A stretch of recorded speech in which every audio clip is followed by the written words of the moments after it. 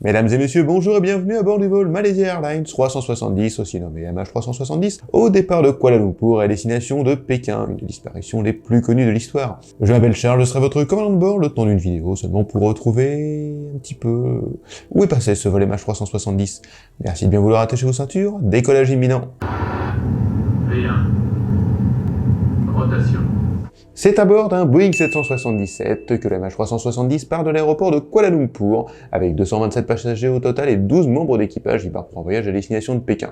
Bon, c'est un vol régulier, qui pose pas vraiment de soucis majeurs pourtant. Et puis ce 8 mars 2014, la météo est plutôt bonne après tout, l'avion fait un vol de nuit, et l'équipage est assez expérimenté. Mais, à un moment, tout va basculer vers l'inconnu et l'avion part...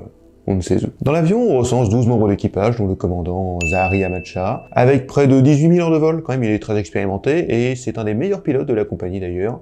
Il a avec lui un jeune copilote, Farik Abdulhamid, un jeune de 27 ans, qui rajeunit un petit peu l'âge du cockpit, parce que le commandant de bord a quand même 53 ans, et une belle expérience. Farik, quant à lui, il a 2700 heures de vol à son actif. Leur avion, c'est un Boeing 777, un avion fiable, reconnu.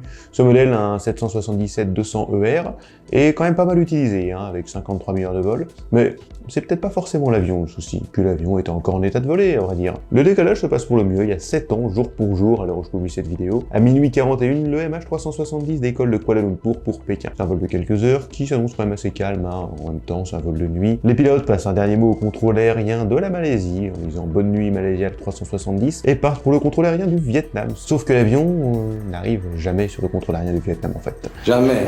À ce niveau de l'océan Indien, il peut y avoir quelques petites perturbations, bon, les petites zones transpondeurs qui peuvent pas forcément très bien passer. Dans un premier temps, personne s'inquiète. Remarque, personne s'inquiète dans un second temps non plus, en fait, voilà, mais bon. À 1h21, le Boeing 777 disparaît totalement des écrans radars. Le transpondeur, qui permet d'afficher l'avion sur les radars de contrôle aérien, est coupé. Le transpondeur, c'est pas très compliqué à couper, vous avez un petit bouton à tourner dans le cockpit, et il se coupe très facilement. Mais un petit peu plus troublant, l'avion, quelques minutes avant, a coupé la CARS, le système qui permet d'envoyer des données de vol à la compagnie et au constructeur de l'avion.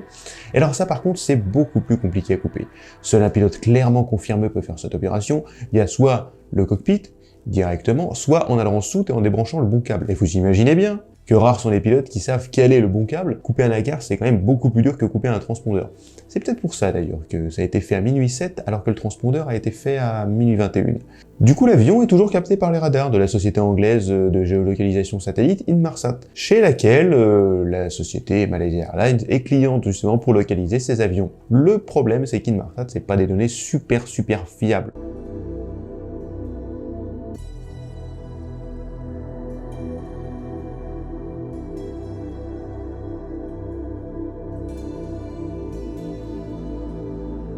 Et en gros, l'avion envoie un ping à un satellite pour donner sa localisation approximative. Mais c'est pas super fiable dans le sens où on n'a pas la localisation exacte de l'avion, puisqu'il envoie un ping à peu près toutes les heures, si je dis pas de bêtises. Donc ensuite, ça laisse dire que l'avion est dans une certaine zone, mais reste à savoir quand il a envoyé son dernier ping.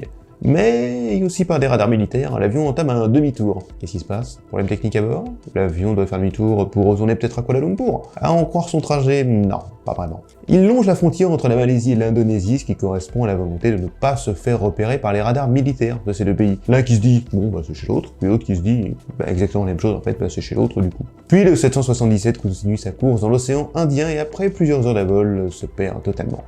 Inmarsat a révélé les données permettant de calculer la position de l'avion à peu près 2 heures au large de l'Australie. Alors 2 heures d'avion, pas 2 heures de Clio 90 chevaux, d'accord. Mais alors qu'est-ce qui s'est passé? Bon, alors je vous dis tout de suite, on sait pas. On pense qu'on n'a jamais retrouvé les boîtes noires de l'avion, mais les deux hypothèses encore qui se trouvent crédibles aujourd'hui, c'est soit un détournement, soit un souci technique. On va parler du souci technique, puis ensuite on parlera de celle qui vous intéressera le plus, évidemment, le détournement, je le sais. Si l'avion a eu un souci technique, pourquoi pas, après tout, il peut retourner à Kuala Lumpur pour atterrir et régler le problème avant de soit remettre le cap sur Pékin, soit de changer d'avion.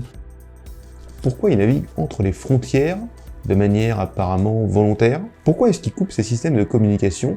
Si l'avion est en détresse justement, il devrait activer ces systèmes de communication et s'en servir pour envoyer un mayday ou demander de l'aide du contrôle aérien ou des avions aux alentours. Mais rien, tout reste coupé. Alors maintenant, on peut parler un petit peu plus de l'hypothèse du détournement. On explore ça rapidement parce qu'encore une fois, on n'a aucune preuve formelle de est-ce que c'est un détournement, est-ce que c'est un problème technique. Un détournement volontaire, donc par soit un des pilotes, soit une personne tierce. On l'a vu dans le crash de l'avion de la Germanwings, mais un an après.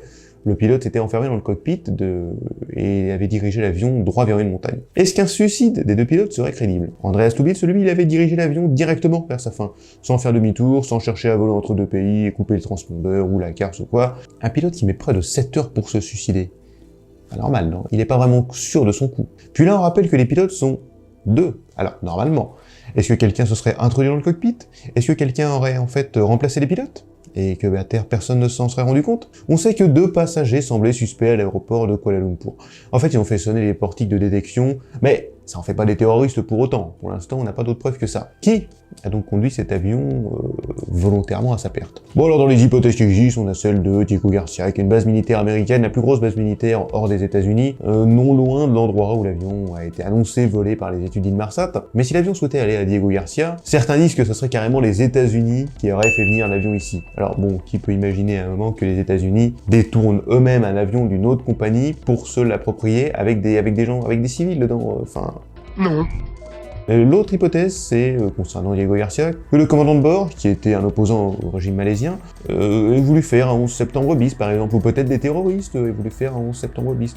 Alors bon, tous les opposants au régime ne sont pas non plus les pilotes terroristes, loin de là, hein, les pilotes font leur travail. Et les terroristes auraient-ils voulu faire un 11 septembre bis? Si c'est le cas, l'avion aurait été normalement abattu par l'armée américaine qui a des AWACS, sur zone des AWACS, c'est des avions qui permettent de surveiller en gros un petit peu tout ce qui se passe. Alors on voit tout, on voit vraiment tout, on voit les autres avions, on voit les bateaux, on voit absolument tout ce qui se passe. Il y a des outils dedans d'analyse et de suivi, et des radars très puissants. Et donc forcément les États-Unis, en voyant ça, n'auraient eu aucun autre choix que d'abattre l'avion. Mais encore, quand on abat un avion pour des raisons de sécurité, c'est quelque chose qui peut se dire, non? C'est quelque chose qui peut se dire, les États-Unis peuvent communiquer là-dessus, s'ils avaient vraiment abattu l'avion, puis dire, voilà, nous avons abattu cet avion, car il posait un problème de sécurité, on est désolé, mais voilà. Mais là, rien. Et puis, on sait pas trop si l'avion allait vers Diego Garcia, en fait. Puis après tout, l'avion, est-ce qu'il était vraiment dangereux? Il a traversé plusieurs espaces aériens d'autres pays. Or, un avion qui répond pas et qui vole toujours, on envoie rapidement les chasseurs pour l'intercepter. C'est le cas par exemple du vol Helios 522, où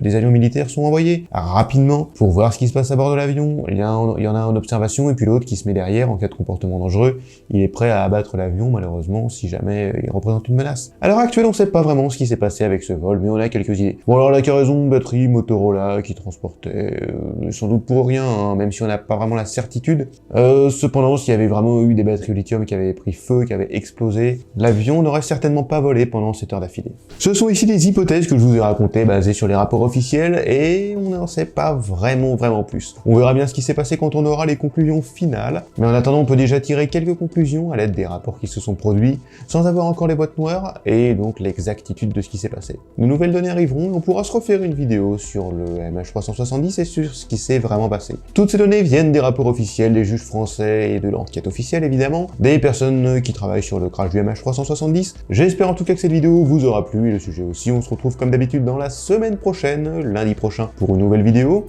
J'ai bien envie de vous parler d'une petite décompression explosive en plein vol. Un truc auquel on s'attend pas du tout et qui a créé un résultat surprenant. Voilà. En attendant, chers passagers, vous pouvez détacher vos ceintures. Je vous remercie d'avoir regardé Rotation. Je vous souhaite une bonne soirée, une bonne journée, une bonne après-midi, une bonne nuit, une bonne vie, et à la semaine prochaine. Je vous précise quand même, je ne suis pas pilote, je ne suis pas commandant de bord, je ne travaille même pas dans une compagnie aérienne, ni dans le milieu de l'aviation. Je suis juste un passionné d'aviation qui a envie de vous partager sa passion.